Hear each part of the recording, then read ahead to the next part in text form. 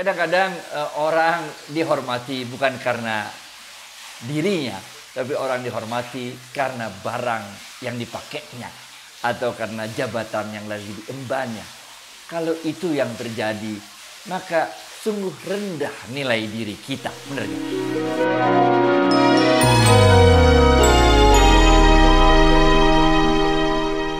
Assalamualaikum warahmatullahi wabarakatuh, sahabat Smart Skill School.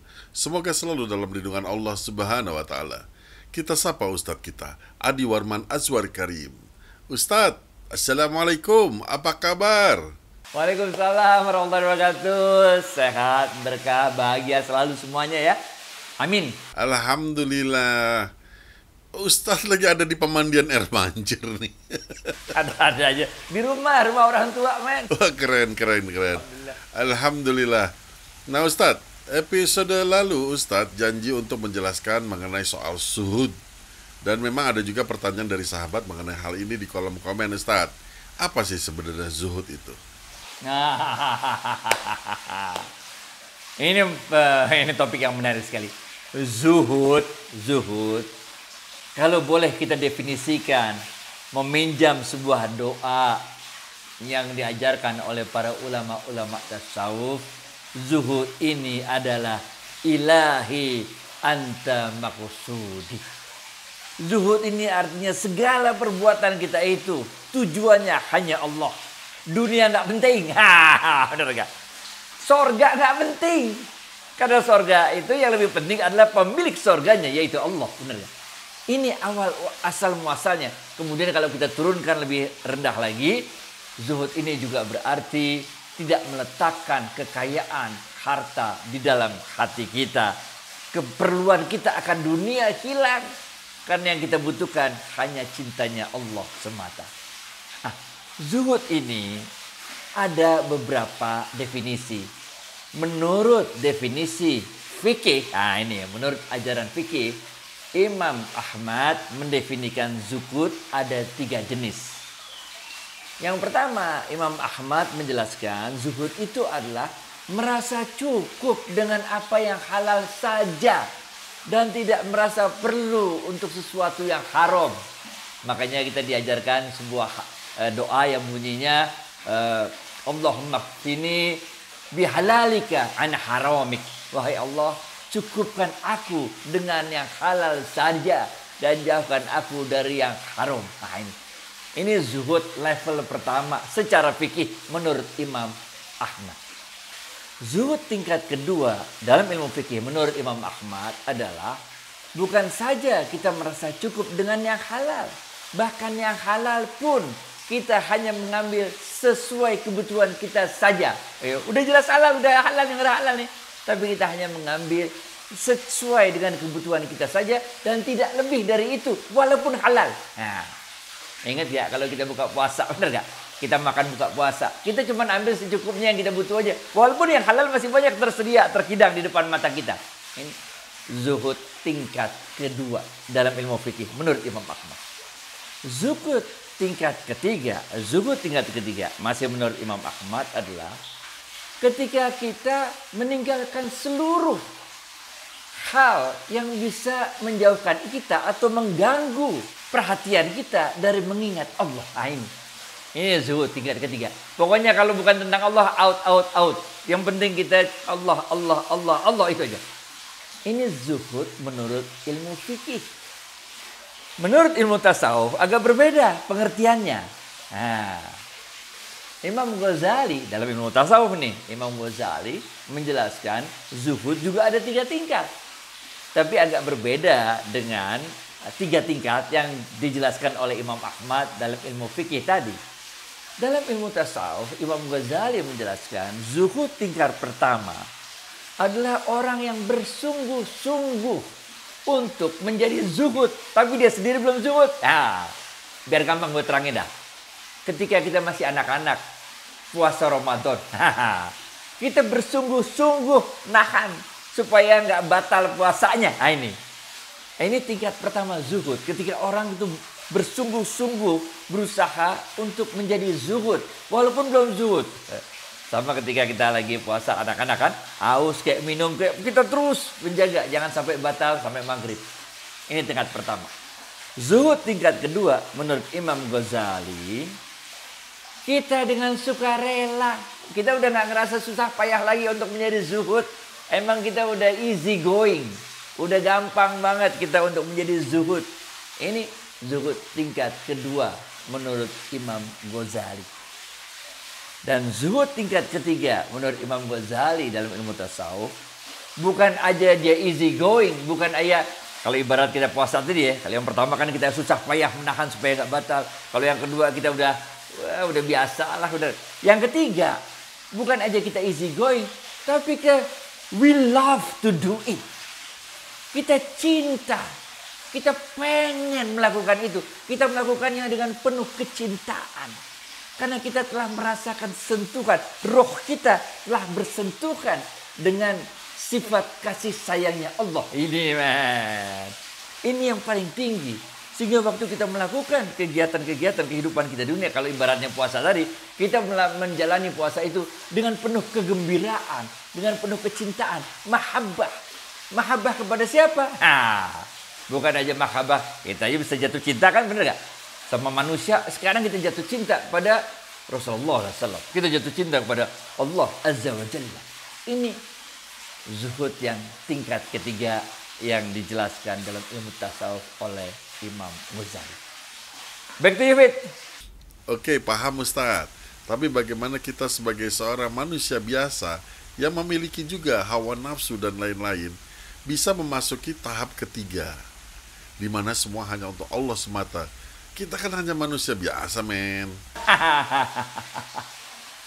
Itu sebabnya kita nggak bisa menafikan, kita nggak bisa membohongi diri kita sendiri bahwa di dalam hati kita yang dalam ini terbertik sedikit riya.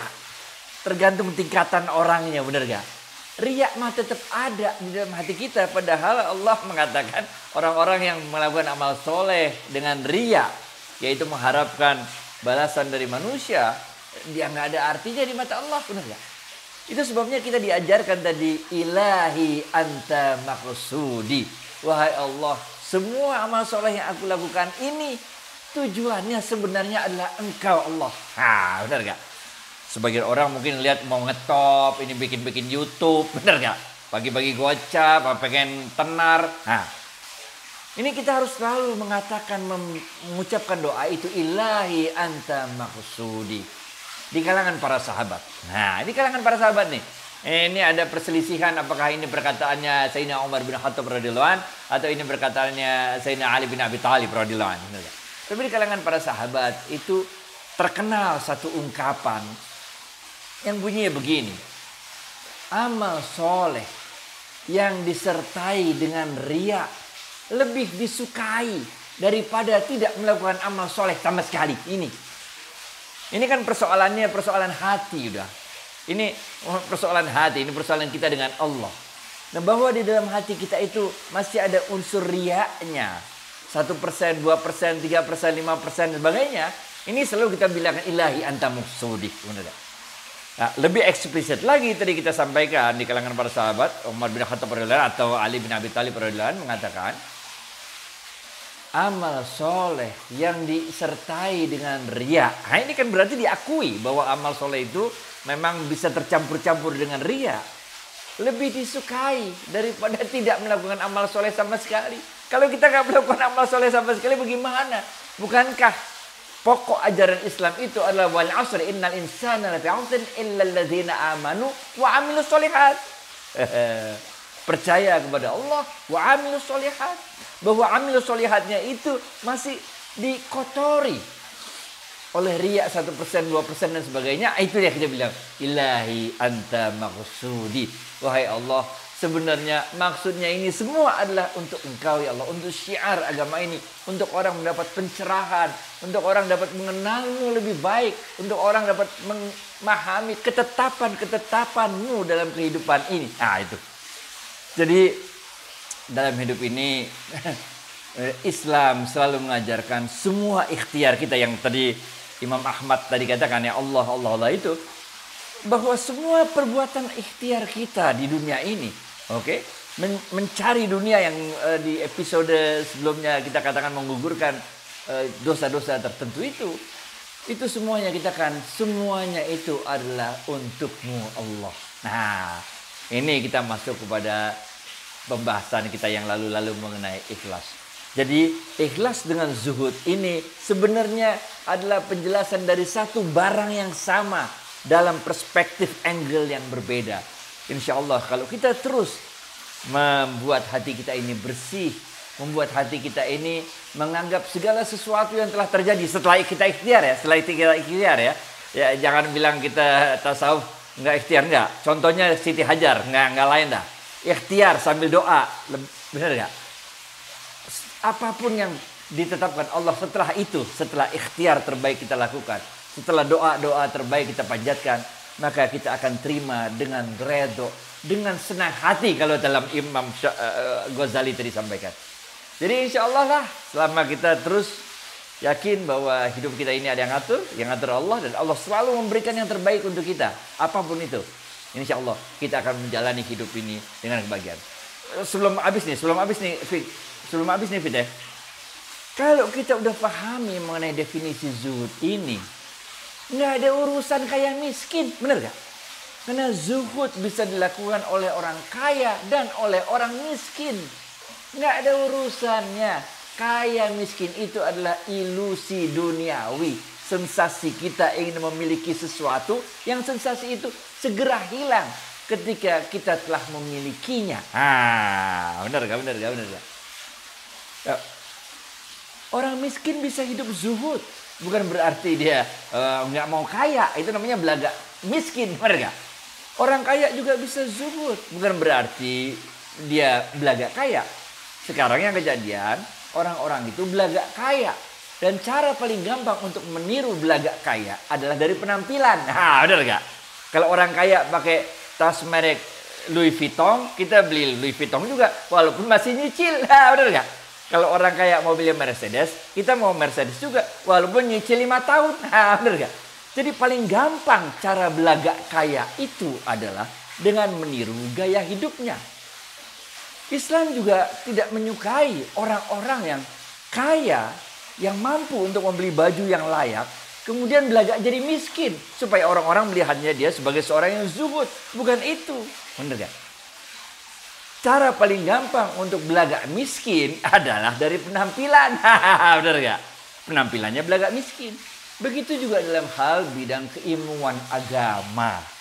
Cara paling gampang untuk belagak pinter tentang ilmu agama adalah dengan penampilan kita, dengan berpakaian seperti pakaian ulama-ulama besar. Padahal ilmu kita belum apa-apa, benar gak? Inilah yang dikritik oleh Imam Ghazali. Yang penting itu meniru penampilannya, bukan meniru keilmuannya, bukan meniru akhlaknya. Benar gak?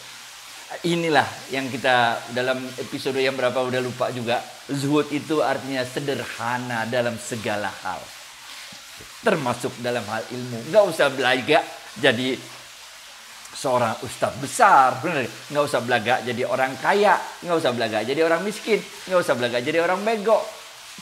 Be yourself. Zuhud sekali lagi maknanya adalah ilahi anta maksudi. Wahai Allah, Engkaulah yang kami tuju dengan semua ikhtiar yang kita lakukan ini. Oke. Back to you, Fit. Masya Allah. Oke, mulai paham sedikit demi sedikit nih zuhud ini Ustadz. Tapi saya masih keganjel sedikit. Jadi jalan keluarnya dari penjelasan Imam Ahmad itu mengenai yang ketiga yang hidupnya hanya Allah itu, jalan keluarnya apakah 90% dari hidup kita hanya ke masjid, ngaji, tahajud, ngaji, sholat lagi dan seterusnya Ustadz? Kagak bisa, men. Itu kalau kita cuma ke masjid doang, sholat doang, baca Quran doang, bener gak? Itu kita hanya memberikan makanan untuk ruh kita. Kita hanya menjadi Abdullah. Sedangkan kita punya dua peran. Pertama, Abdullah memberikan makanan untuk ruh kita, tapi juga kita menjadi Khalifatullah fil ard, memberi makanan untuk jasad kita, Makanya di episode yang lalu kita bilang ada dosa yang bisa gugur karena sholat, ada dosa yang bisa gugur karena sedekah, ada dosa yang bisa gugur karena haji. Tapi ada dosa yang hanya bisa gugur karena kesusah payahan kita mencari rezeki. Karena ketika kita mencari rezeki itu sebenarnya kita mencari rezeki untuk dua hal. Untuk jasad kita dan juga untuk roh kita. Nah, inilah yang pemahaman yang tepat mengenai Allah itu, bahwa kita pun mencari dunia, kita kaya raya, kita sukses, kita jadi penguasa, itu semua dalam koridornya kita menjadi khalifatullah fil ard, menjadi wakilnya Allah di muka bumi ini untuk mengatur segala sesuatunya agar sesuai dengan ajaran-ajaran yang disampaikan oleh Allah dan Rasulnya, daripada yang ngatur dunia orang yang kagak ngerti, bener gak? Yang buat kerusakan di muka bumi, ngapain? Bener gak? Nah, inilah mudah-mudahan bisa dipahami bersama. Back to you, Fit. Oh, oke. Ustaz, paham. Baru ngerti aneh. Nah, terus bagaimana pendapat Ustaz mengenai perkembangan dunia sekarang yang malah pada pamer kekayaan dan malah banyak kan yang ternyata cuma kebohongan belaka? Itu. Ente belaga kaya, bagaimana ente? Bener gak? Kita mau instan. Kita mau segera dilihat orang menjadi orang yang terhormat. Akibatnya apa? Akibatnya kita tiru penampilan orang kaya. Orang tidak menghormati kita karena kitanya. Orang menghormati kita karena pakaian yang kita pakai. Ya, benar gak? Kita pakai mobil bagus. Oke, berhenti di lobi hotel, dihormatin, dibukain, dikasih parkir VIP. Coba ente datang ke tempat yang sama dengan mobil yang, apakah ente tetap diperlakukan seperti itu atau enggak? Kalau ente tetap diperlakukan seperti itu, artinya diri kita lebih berharga daripada mobilnya. Tapi kalau kita diperlakukan berbeda, kalau pakai Mercy segala macam semua hormat sama kita, kalau kita pakai mobil jelek kita nggak dihargai, berarti mobil kita yang harganya cuma 150 juta rupiah itu, bener, bahkan ada yang 100 juta lebih berharga daripada kita. Apa kita nggak malu, bener gak? Bener gak?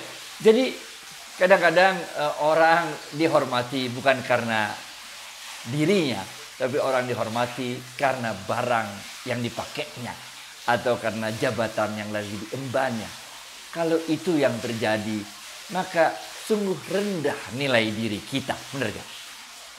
Rasulullah SAW pernah bersabda, bukan termasuk golongan dari umatku apabila ada seorang yang tidur dengan perut yang kenyang, padahal tetangganya nggak bisa tidur karena kelaparan. Ente boleh gaya-gayaan kaya raya, tapi kalau ente kelakuannya kayak begitu, kalau kita kelakuannya kayak begitu, kita tidur tenang-tenang dan kita nggak peduli bahwa tetangga kita nggak bisa tidur karena kelaparan, nggak ada nilainya di mata Allah, men. Ini udah, coba deh kita sama-sama introspeksi diri yuk, bener gak? Kita kan gak mau dihargai cuma 100 juta rupiah seharga mobil D itu, bener gak? Karena diri kita jauh lebih berharga dari 100 juta rupiah. Ntar apalagi kalau udah mobil bekas, udah turun lagi harganya, berarti diri kita ikut turun dong harganya. Bener gak? Bagaimana coba?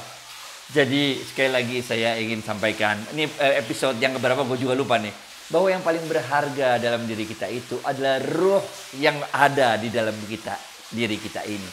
Ruh inilah yang paling berharga, karena ruh inilah yang asalnya dari surga dan akan kembali ke surga. Ruh inilah yang asalnya dari Allah Azza wa Jalla, yang maha indah, maha kasih, maha sayang, maha segala macam itu. Dan inilah kita menjadi wakilnya Allah di muka bumi yang merefleksikan sifat-sifat Asmaul Husna Allah dalam kehidupan kita sehari-hari. Baru nilai diri kita begini, men. Oke, Ustadz. Jadi sebenarnya pengertian zuhud itu sangat baik dan banyak yang disalahartikan begitu ya. Jadi kelihatannya orang Islam itu harus miskin dan seterusnya. Padahal kebalikannya.